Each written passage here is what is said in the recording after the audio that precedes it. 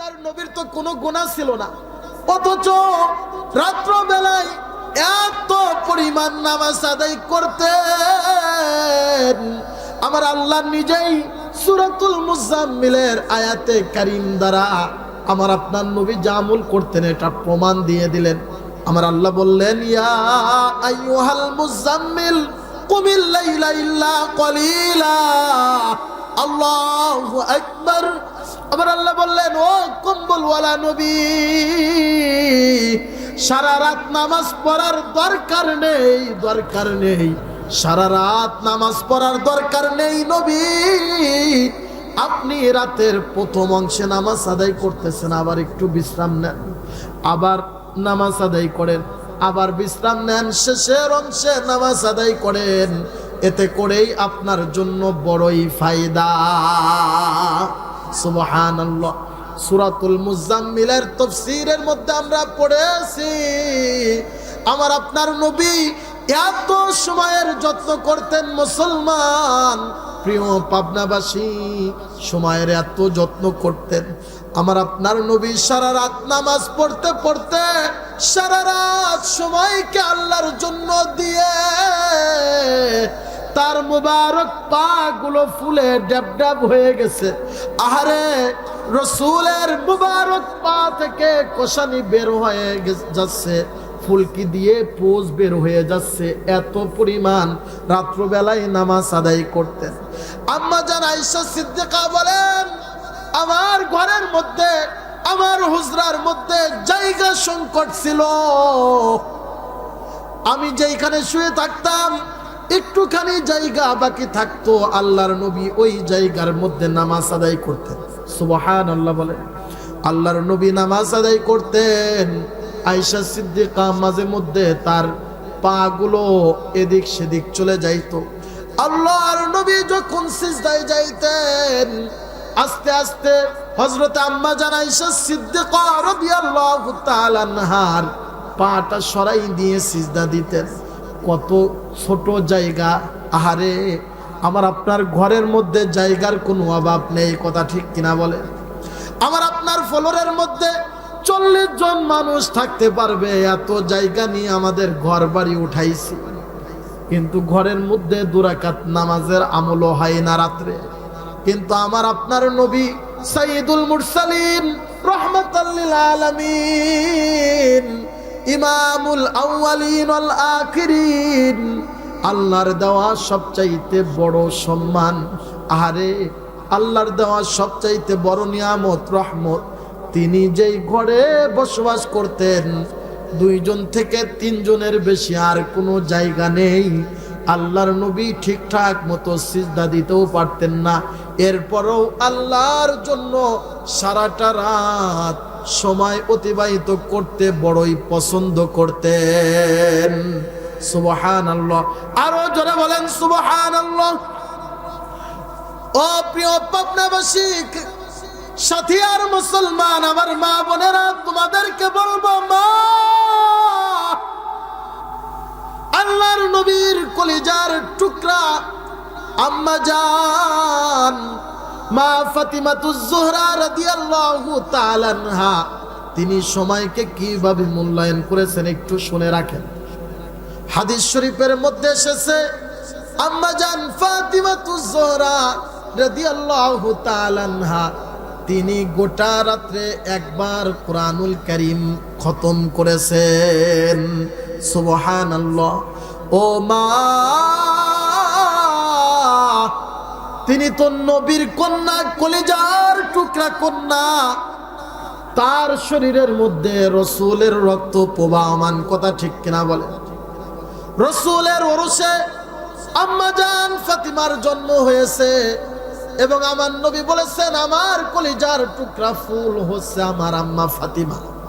এইখানেই শেষ নয়, আম্মা জান ফাতিমার আর একটি বড় লকব আছে, উপাধি আছে, তিনি জান্নাতের রমণীদের সরদার, কথা ঠিক কিনা বলেন? তামাম পৃথিবীর সমস্ত মুমিনিন, সমস্ত যত নারীরা মা বোনেরা আছে, সমস্ত ঈমানওয়ালা মা বোনদের জান্নাতের সরদারিনী হচ্ছে মা ফাতিমা। এমন একজন দামি রমণী কিয়ামত পর্যন্ত আর কি আসবে? আরে এরকম দামি রমণী কিয়ামত পর্যন্ত আর আসবে না। অথচ আম্মা জান ফাতিমাতুজ জোহরা রাদিয়াল্লাহু তাআলা আনহা, আল্লাহর নবী যেই দিনকে হাদিসে কারিমা তিলাওয়াত করেছেন, বুখারীর মধ্যে হাদিস খানা এসেছে, ইয়া মাশারা কুরাইশিন আও কালিমাতুন নাহওয়াহা ইশতারাউ লিআনফুসিকুম লা উগনি আনকুম মিনাল্লাহি শাইআ। আল্লাহর নবী যখন পাহাড়ের চূড়ায় দাঁড়িয়ে তামাম মক্কাবাসীদের, তামাম যত আত্মীয় স্বজন আছে, আল্লাহর নবীর ফুফু হযরতে সাফিয়া, আল্লাহর নবীর চাচা আবু লাহাব, আবু তালিবদেরকেও ডেকে তামাম মক্কাবাসীদেরকে ডেকে বলতেছে, ও কুরাইশবাসী, আমি তো আল্লাহর বার্তাবাহক নবী মুহাম্মদুর রাসূলুল্লাহ সাল্লাল্লাহু আলাইহি ওয়াসাল্লাম, আমাকে তো আল্লাহ সতর্ককারী হিসাবে প্রেরণ করেছেন, কথা ঠিক কিনা? আল্লাহর নবী 3 জন তোমার যারা নিকটবর্তী মানুষ তুমি তাদেরকে সতর্ক করো। আল্লাহ নির্দেশ দিলেন, ও নবী, তোমার যারা কাছের মানুষ, তোমার যারা নিকটতম, তোমার যারা বংশীয়, তোমার আওতাধীন যত মানুষ আছে এদেরকে তুমি সতর্ক করো, এরা যেন জাহান্নামী না হয়। উক্ত আয়াতটা আমাদের জন্য আমল আছে কিনা বলে? আমি আপনি কি করতেছি? আমার পরিবার, সন্তানাদি, ছেলে মেয়ে, আমার বিবি বাল বাচ্চা, আমার ভাই বোন, বাবা মা, শ্বশুর শাশুড়ি, আত্মীয় স্বজন, শালা সম্বন্ধী যত আমাদের আত্মীয় স্বজন আছে, তারা কি করতেছে? আমার সমাজবাসী কি করতেছে? সৌজন্যমূলক একটু জিজ্ঞাসা করারও দরকার আছে কিনা বলেন? এটা যদি জিজ্ঞাসা না করি আমরা কিন্তু সব সময় গুনাহের মধ্যে আছি। আল্লাহর নবীর উপরে যখন আয়াতে কারিমা নাজিল হলো, ওয়া আনজির আশিরাতাকান আকরাবিন, আল্লাহু আকবার। আমার নবীর এই আয়াতে কারিমা নাজিল হওয়ার পর থেকে তার মুবারক চুলগুলো, দাড়িগুলো পাকা আরম্ভ হয়ে গেল, চিন্তার ভাঁজ পড়ে গেল। আমার আপনার নবী, দয়াল নবী রহমাতাল লিল আলামিন, তিনি পাহাড়ের চূড়াতে গিয়ে পাহাড়ের টিলার উপরে দাঁড়িয়ে তামাম মক্কার কুরাইশদেরকে ডেকে বলতেছে, ইয়া মাশারা কুরাইশিন। আল্লাহর নবী ডাক দিয়ে বলতেছে, ও কুরাইশ সম্প্রদায়, ও আমার আত্মীয় স্বজন, তোমরা শুনে রাখো, তোমরা শুনে রাখো, তোমরা যদি ঈমান না আনো, আমল না করো, তোমরা যদি আমল না করো, আও কালিমাতুন নাহওয়াহা ইশতারাউ লিআনফুসিকুম লা উগনি আনকুম মিনাল্লাহি শাইআ। আমার আপনার নবী রাহমাতুল লিল আলামিন নবী, আমার মা বোনেরা গভীর মনোযোগ, তোমাদের কথা বলতে গিয়েই কিন্তু আমি এই কথাগুলো বলতেছি। আমার নবী বলতেছে, ও আমার কুরাইশ সম্প্রদায়, তোমরা যদি আমল না করো, ঈমান না আনো, যদি এক আল্লাহর স্বীকারোক্তি না দাও, আমি মুহাম্মদ জাহান্নামের আযাব থেকে তোমাদের বাঁচাইতে পারবো না, কথা ঠিক কিনা বলে? আল্লাহর নবী সুন্দর করে বর্ণনা করে দিলেন। বিশেষভাবে তার কন্যা ফাতিমাকেও বলতেছে, ওয়া ফাতিমাতু বিনতি মুহাম্মাদির রাসূলিল্লাহ সাল্লাল্লাহু আলাইহি ওয়াসাল্লাম, তার কন্যাকে বলতেছে, ও আমার কলিজার টুকরা আম্মা জান ফাতিমা, তুমি যতই নবীর কন্যা হও, যদি আমল না করো, এক আল্লাহর ইবাদত না করো, যদি আমল না করো, তোমার বাবা নবী হওয়ার পরেও তোমাকে বাঁচাইতে পারবে না।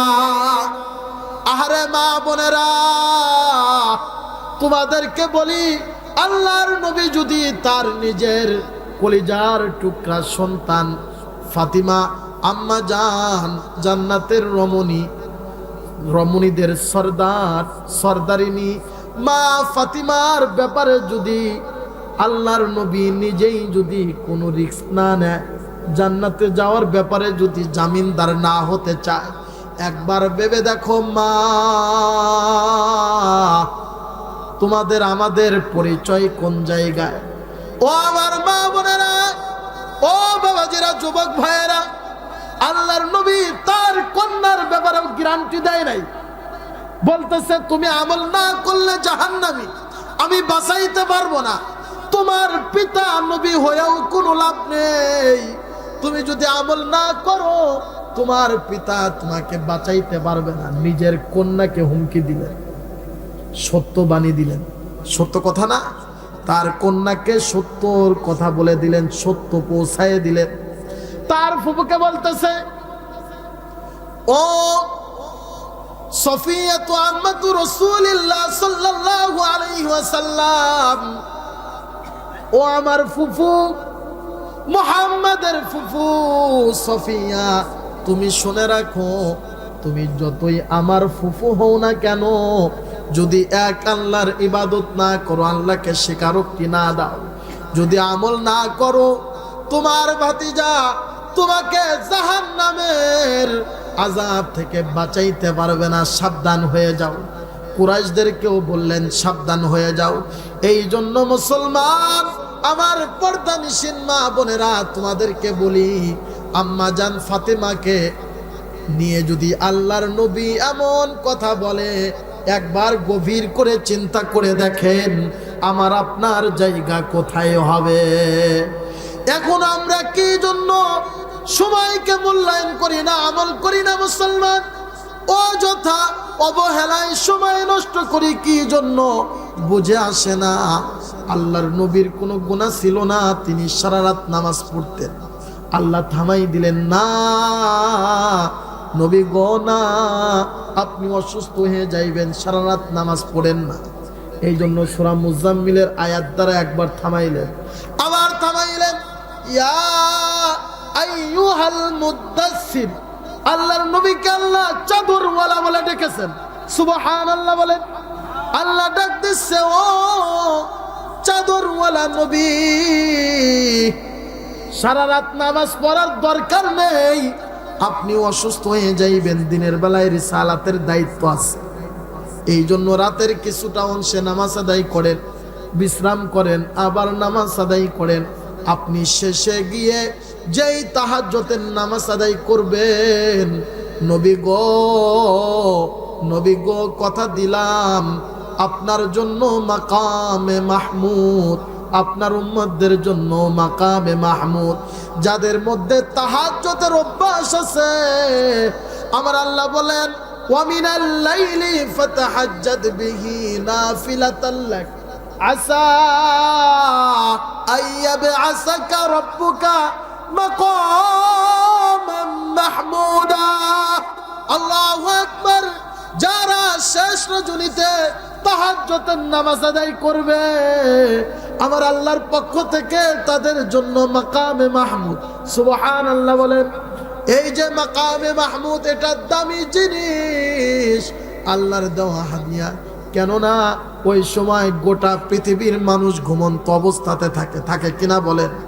আর আপনি যদি নিরিবিলি রাত্রে নামাজ আদায় করেন, সময় নষ্ট না করে যদি নামাজে দাঁড়ায়া যান এবং আল্লাহকে যদি ডাকেন, ওয়াল্লাযীনা ইয়াবিতুনা লিরাব্বিহিম সুজদান ওয়া কিয়ামা। আল্লাহু আকবার বলেন। আমার আল্লাহ বলেন, তারাই তো রহমানের বান্দা, যারা রাত্রে গোপনে গোপনে সিজদা দেয়, কিয়াম করে, দাঁড়ায়া নামাজ আদায় করে, তারাই তো আমার বান্দা। ও প্রিয় সাথী আর মুসলমান, আমার মা বোনেরা, তোমাদেরকে বলি, দুনিয়ার বাহাদুরি দেখায়া কোনো লাভ নেই। দুনিয়ার সবচাইতে বড় বাহাদুরি হচ্ছে আমরা কে আল্লাহর কাছের বান্দা। যেই আল্লাহর বান্দা বান্দির আল্লাহর কাছে দাম আছে, সেই তো সবচাইতে দামি।